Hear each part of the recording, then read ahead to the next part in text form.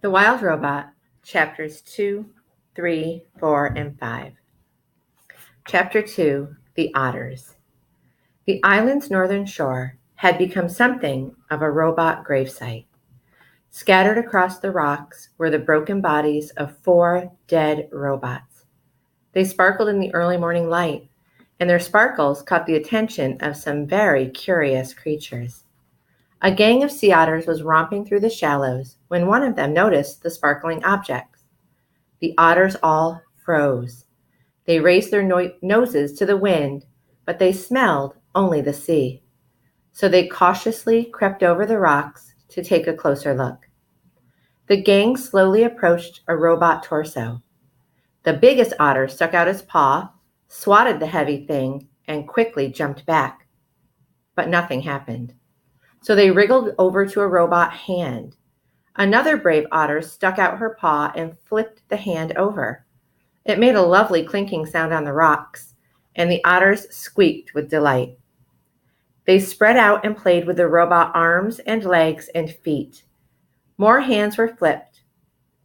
One of the otters discovered a robot head in a tide pool, and they all dove in and took turns rolling it along the bottom.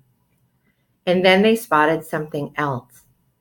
Overlooking the gravesite was the one surviving crate. Its sides were scraped and dented, and a wide gash ran across its top. The otters scampered up the rocks and climbed onto the big box. 10 furry faces poked through the gash, eager to see what was inside. What they saw was another brand new robot. But this robot was different from all the others. It was still in one piece, and it was surrounded by spongy packing foam. The otters reached through the gash and tore at the foam. It was so soft and squishy. They squeaked as they snatched at the fluffy stuff. Shreds of it floated away on the sea breeze.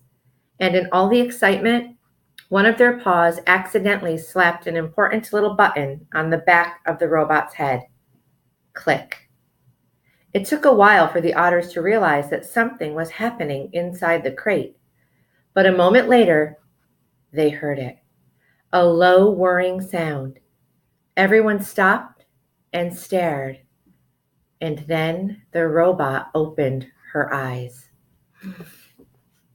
Chapter 3, The Robot. The robot's computer brain booted up. Her programs began coming online. And then, still packed in her crate, she automatically started to speak. Hello, I am Razum, Unit 7134, but you may call me Raz. While my robotic systems are activating, I will tell you about myself. Once fully activated, I will be able to move and communicate and learn. Simply give me a task and I will complete it. Over time, I will find better ways of completing my tasks.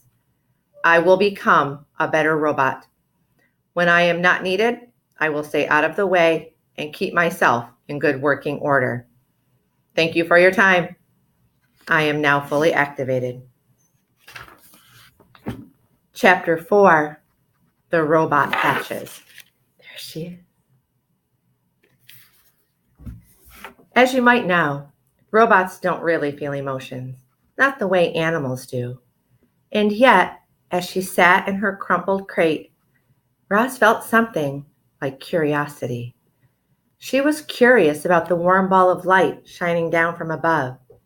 So her computer brain went to work, and she identified the light. It was the sun. The robot felt her body absorbing the sun's energy. With each passing minute, she felt more awake. When her battery was good and full, Roz looked around and realized that she was packed inside a crate. She tried to move her arms, but they were restrained by cords. So she applied more force. The motors in her arms hummed a little louder, and the cords snapped. Then she lifted her hands and pulled apart the crate. Like a hatchling breaking from a shell, Roz climbed out into the world.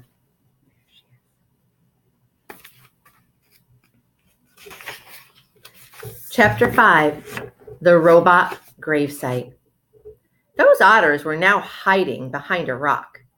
Their round heads nervously poked up, and they watched as a sparkling monster emerged from the crate. The monster slowly turned her head as she scanned the coastline. Her head turned and turned all the way around, and it didn't stop turning until she was looking right at the otters. "Hello, otters. My name is Roz." The robot's voice was simply too much for the skittish creatures. The biggest otter squeaked, and the whole gang suddenly took off. They galloped back across the robot gravesite, flopped into the ocean, and raced through the waves just as fast as they could. Roz watched the otters go, but her eyes lingered on the sparkling objects that littered the shore. The objects looked strangely familiar. The robot swung her left leg forward, then her right, and just like that, she was taking her very first steps. She stomped away from her crate and over the rocks and through the gravesite until she was standing above a broken robot body. She leaned in and noticed the word Rozum lightly etched on the torso. She noticed the same word on all the torsos, including her own. Roz continued exploring the gravesite until a playful little ocean wave washed over the rocks. She automatically stepped away from it. Then a bigger wave sloshed toward her, and she stepped away again. And then a gigantic wave crashed over the rocks and engulfed the entire gravesite.